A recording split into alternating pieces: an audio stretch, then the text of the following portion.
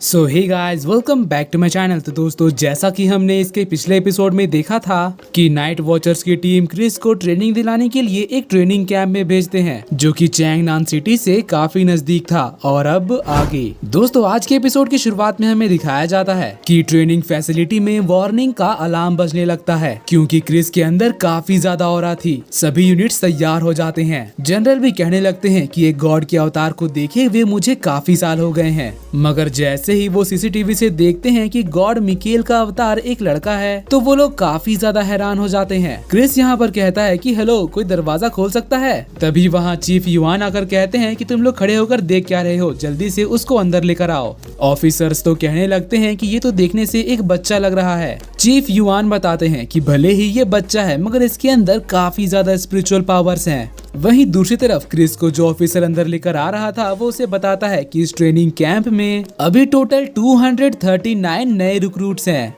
जो कि इस साल के ट्रेनिंग कैंप में पार्टिसिपेट कर रहे हैं। जिस पर क्रिस कहता है कि इतने सारे, मैंने तो सोचा था कि नाइट वॉचर्स की टीम छोटी होती है। तो ऑफिसर उसको बताता है कि तुमसे किसने कह दिया कि जो ट्रेनिंग कैंप में पार्टिसिपेट करेगा वो नाइट वॉचर बनेगा ही? जो इस ट्रेनिंग कैंप में आखिर तक बचेगा वही नाइट वॉचर बन सकता है। फिर ऑफिसर बताते हैं कि तुम सबकी ट्रेनिंग के लिए हायर अप्स ने काफी पैसे इन्वेस्ट किए हैं और क्योंकि ये टेम्पररी ट्रेनिंग ग्राउंड है इसलिए ये मत सोचना कि यहाँ पर फैसिलिटीज की कमी है। हमारे पास सारी फैसिलिटीज हैं और साथ ही ढेर सारे एक्सप्लोजिव्स।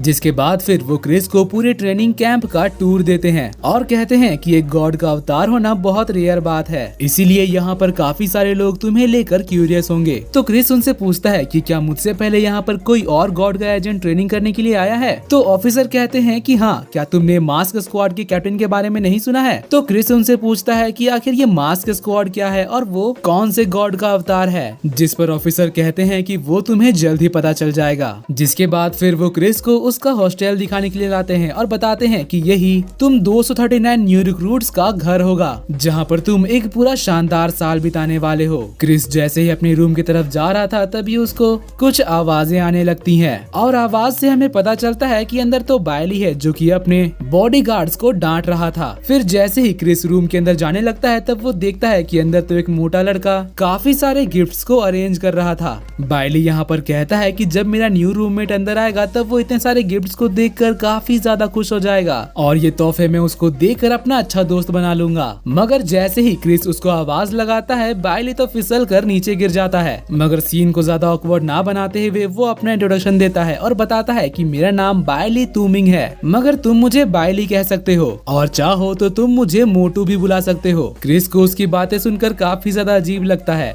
तभी बायली आगे बढ़कर कहने लगता है कि मुझे उम्मीद है हम लोग काफी अच्छे दोस्त बनेंगे। तो फिर क्रिस भी अब उससे हाथ मिलाकर कहने लगता है कि तुम्हें इतना ज्यादा पोलाइट होने की कोई जरूरत नहीं है और मेरा नाम क्रिस है। मगर बायली रुकने वाला कहाँ था। वो कहता है कि मैं अपने होम टाउन से तुम्हारे लिए कुछ लोकल चीजें लेकर आया हूँ, प्लीज इसे एक्सेप्ट करो। ऐसा नहीं कि ये बहुत महंगे हैं, मुझे उम्मीद है कि तुम्हें ये जरूर पसंद आएगा। मगर क्रिस तो ये देखकर हैरान हो जाता है कि इसके अंदर तो काफी सारे रोलेक्स वॉचेस हैं। तो बायली उसका रिएक्शन देखकर कहने लगता है कि अगर ब्रदर क्रिस को रोलेक्स पसंद नहीं तो कोई बात नहीं, मेरे पास तुम्हारे लिए और भी कई सारे ब्रांड्स की घड़ियां हैं। तो क्रिस उससे पूछता है कि क्या तुम्हारी फैमिली का घड़ियों का बिजनेस है? तो बायली कहता है कि नहीं नहीं, सिर्फ घड़ियों में नहीं, मेरी फैमिली तो लगभग हर एक बिजनेस में है। मगर इस बारे में तुम ज्यादा मत सोचना, मैं तो बस एक आम सा लड़का हूँ, एक आम सी फैमिली से, और ऐसा तो बिल्कुल भी नहीं है कि मैं बहुत बड़ी फैमिली का यंग मास्टर हूँ। तभी नीचे से ऑफिसर का आवाज आता है कि सभी नए रिक्रूट्स जल्दी से अपने यूनिफॉर्म पहनकर ट्रेनिंग ग्राउंड पर असेंबल हो जाएं और जिसने भी देरी किया वो सजा के लिए तैयार रहना। फिर सीन चेंज होता है और हमें दिखाया जाता है कि सभी नए रिक्रूट्स ट्रेनिंग ग्राउंड में पहुंच चुके थे। चीफ युआन आगे बढ़कर सभी को वेलकम करते हैं और बताते हैं कि मैं यहाँ का चीफ इंस्ट्रक्टर युआन हूँ।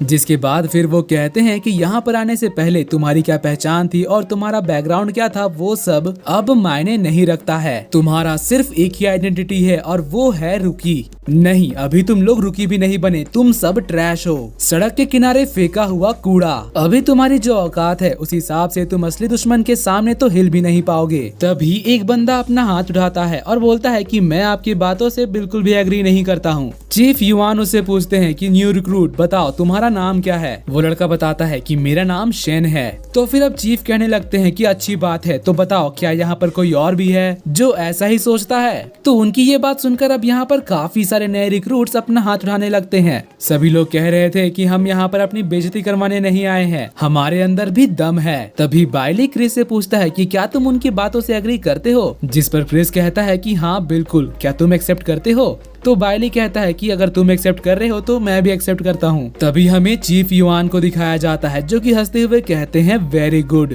और फिर अपने वॉकी टॉकी से कहते हैं नीचे आ जाओ। तभी वहाँ बादलों में हलचल होने लगती है और हमें दिखाया जाता है कि मास्क स्क्वाड का पूरा टीम आसमान से नीचे गिर रहा था। उनके नीचे आने से ही यहाँ पर काफी ज्यादा एनर्जी का इम्पैक्ट होता है, जिससे यहाँ पर काफी सारे न्यू रिक्रूट्स गिरने लग जाते हैं। वहीं बात करें क्रिस की तो उसका ध्यान मास्क स्क्वाड के लीडर पर था। तभी मास्क स्क्वाड का एक बंदा नीचे गिर जाता है। वो कहता है कि सॉरी, मुझे माफ कर देना, मुझे ऊंचाई से डर लगता है। फिर चीफ युआन सभी को बताते हैं कि अभी तुम्हारे सामने जो खड़ा है वो एक स्पेशल टीम मास्क है। ये लोग अपने पावर्स को सप्रेस करके बिगिनर लेवल पर ले आएंगे और तुम 239 न्यू रिक्रूट्स को किसी भी हालत में इनका मास्क हटाना है। अगर तुम इनके टीम से किसी एक का भी मास्क हटा देते हो तो फिर तुम लोग जीत जाओगे और इमीडिएटली ग्रेजुएट हो जाओगे। लेकिन अगर तुम लोग ऐसा नहीं कर पाए तो तुम्हें मैनेजमेंट को 100% ओबे करना होगा। न्यू रिक्रूट्स तो ये सुनकर काफी ज्यादा खुश हो जाते हैं। वो कहते हैं कि ये तो बहुत ही आसान टास्क है, भले ही ये कोई स्पेशल टीम है मगर हमारी संख्या भी काफी ज्यादा है।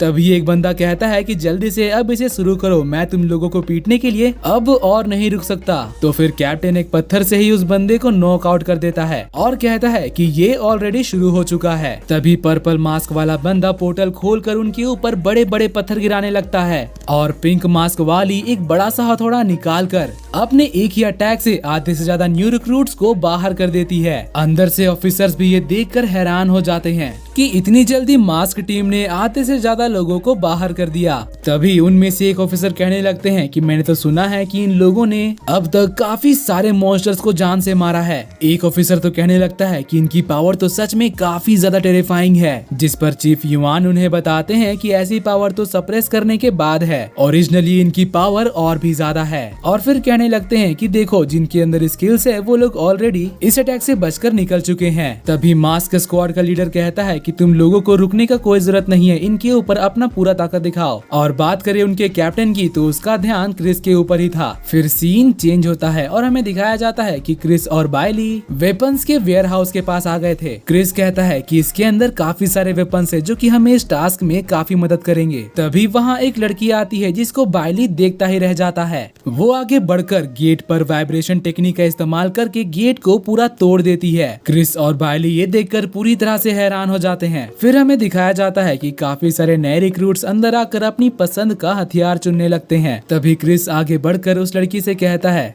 कि मास्क स्क्वाड के 5 बंदों में से 3 सुपर हाई स्किल्ड हैं, तो अगर हमने भी अपनी टीम नहीं बनाए तो हमारा जीतना इम्पॉसिबल है। जिस पर वो लड़की कहती है कि तुम भी तो काफी ज्यादा हाई स्किल्ड हो। तो फिर क्रिस कहता है कि पहले तुम बताओ, तुम इस बारे में क्या सोचती हो। तो फिर वो लड़की बताती है कि मेरा नाम जैस्मीन है और मैं माय रीड फैंटम क्लैन से बिलोंग करती हूँ, जो कि एक एपोकलिप्टिक स्वॉर्ड सेक्ट है। तो फिर अब क्रिस भी बताता है कि मेरा नाम लिन क्रिस है। मगर इससे पहले कि वो कुछ और बताता, बाइली सामने आ जाता है और उसको भी एक रोलेक्स घड़ी गिफ्ट करते हुए बताता है कि मेरा नाम बाइली तुमिंग है। तभी क्रिस अचानक से अपना तलवार निकालकर अटैक करने बढ़ता है। ग्रीन मास्क ये देखकर हैरान हो जाता है। वो कहता है कि तुम मुझे देख सकते हो, तुम तो सच में टैलेंटेड निकले। जिसके बाद फिर जैस्मीन भी अपना तलवार निकाल कर उसके ऊपर अटैक कर देती है, मगर ग्रीन मास्क का हाथ तो दोबारा से रीजनरेट हो जाता है। वो कहता है कि तुम लोग तो बहुत ही ज्यादा रूड हो, अगर ये अटैक मुझे सच में लग जाता तो बताओ कितना मुझे प्रॉब्लम होता। जैस्मीन कहने लगती है कि ये तो रीजनरेट कर सकता है। तो पीछे से क्रिस कहता है कि नहीं,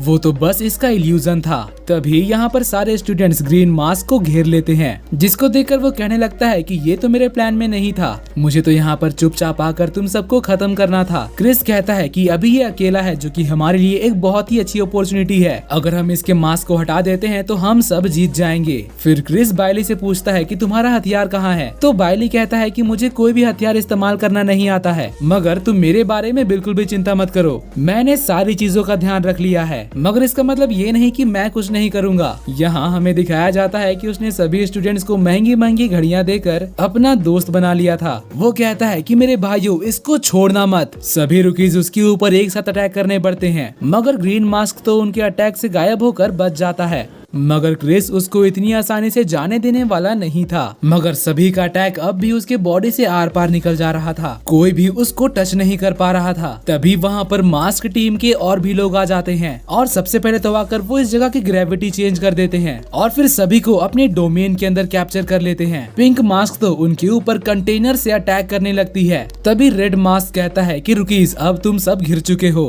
और इस डोमेन से तुम लोग बचकर नहीं निकल सकते। इस डोमेन में सियान मास्क चीजों को अपने हाथों से हिला सकता है। क्रिस कहता है कि हमारे और उनके पावर लेवल में काफी बड़ा डिफरेंस है, हमें पहले तो इस डोमेन से निकलने का कोई रास्ता ढूंढना पड़ेगा। जिस पर बायली कहता है कि उसकी चिंता मत करो, ये तुम मेरे ऊपर छोड़ सकते हो। मगर तभी उसके ऊपर एक बॉक्स आकर लगता है और फिर पिंक मास्क अपने हैमर से क्रिस के ऊपर अटैक कर देती है। मगर क्रिस और जैस्मिन उस जगह से बचकर निकल जाते हैं और अब सबकी नजर क्रिस के ऊपर थी।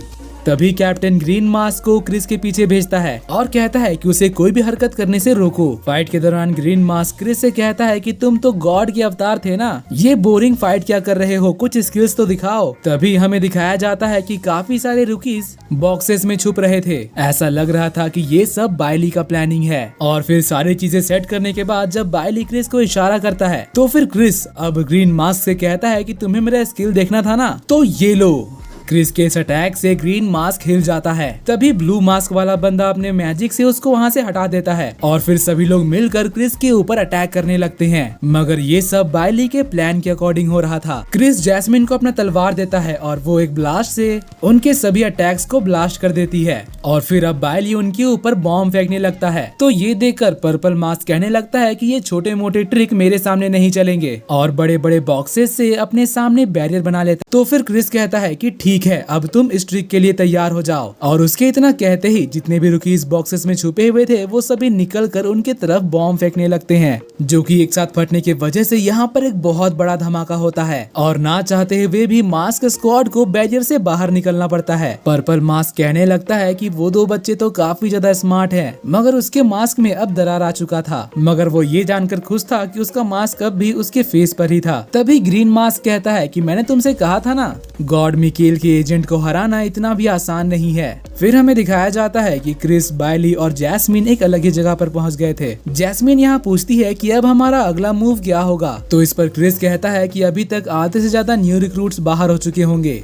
और जो बचे हैं वो हमारी तरह छोटे ग्रुप्स बनाकर ट्रेनिंग कैंप के अलग अलग जगह पर छुपे हुए होंगे। यहाँ पर बिल्डिंग्स के बीच में काफी जगह है और यही सब जगह अटैक्स के लिए सबसे बेस्ट होंगे। हम लोगों को बस छिपकर सही समय का इंतजार करना होगा ताकि उनके ऊपर सरप्राइज अटैक करके जीत सकें। फिर सीन चेंज होता है और हमें दिखाया जाता है कि एक बंदा भागते हुए अपने दोस्त के पास आता है और बताता है कि मास्क टीम इसी तरफ आ रही है, हमें जल्दी से छिप जाना चाहिए। मगर इसके जवाब में वो बंदा कहता है कि इसका कोई फायदा नहीं होगा। और फिर हमें एक फ्लैशबैक दिखाया जाता है जिसमें कुछ लोग इस बंदे को यहाँ पर बचा कर लेकर आए थे। तो वो लड़का कहता है कि क्या तुम यहीं पर बैठकर एलिमिनेट होने का इंतजार कर रहे हो, जिस पर वो कहता है कि हाँ। तभी हमें उसी बिल्डिंग के दूसरी तरफ धमाका दिखाया जाता है। यहाँ भी एक मास्क टीम का बंदा इनविजिबल होकर रुकीज के ऊपर अटैक कर रहा था। तभी हमें वहाँ शेन को दिखाया जाता है जो कि आराम से च्युइंगम चबाते हुए कहता है कि मैंने ये बिल्कुल भी एक्सपेक्ट नहीं किया था कि मेरी मुलाकात सबसे पहले तुमसे होगी। मुझे यकीन है कि ये बहुत ही गंदा होने वाला है। और फिर अपने मुंह से एक बबल निकालता है जिसको अपने टेक्निक से एक बहुत ही बड़ा स्पीयर बना देता है। उसके अंदर जितने भी लोग फंसते हैं किसी को भी सांस नहीं आ रही थी। शेन कहता है कि मुझे पता है तुम्हें मेरी आवाज नहीं आ रही होगी, मगर तुम मेरे होंठ पढ़ सकते हो। मैं एक वेसल फॉरबिडन जोन टेक्निक का इस्तेमाल करता हूँ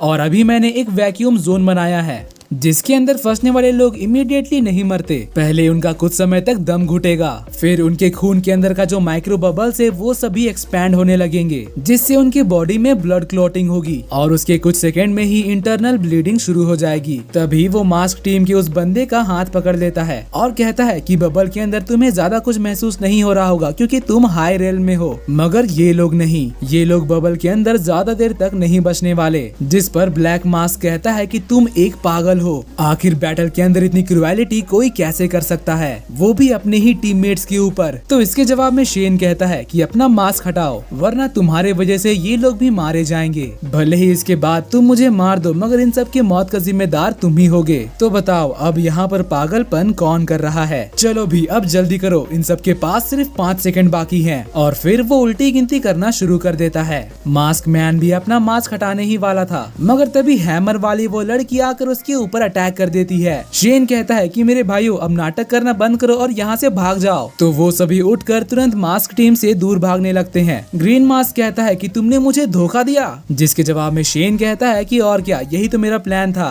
और फिर एक बबल ब्लास्ट करता है, जिसके बाद फिर सीन चेंज होता है और हमें जैक को दिखाया जाता है जो कि किसी को कॉल लगा रहा था। वो कहता है कि इस बार वैली चर्च गॉड अपने काफी सारे लोगों को भेजा है।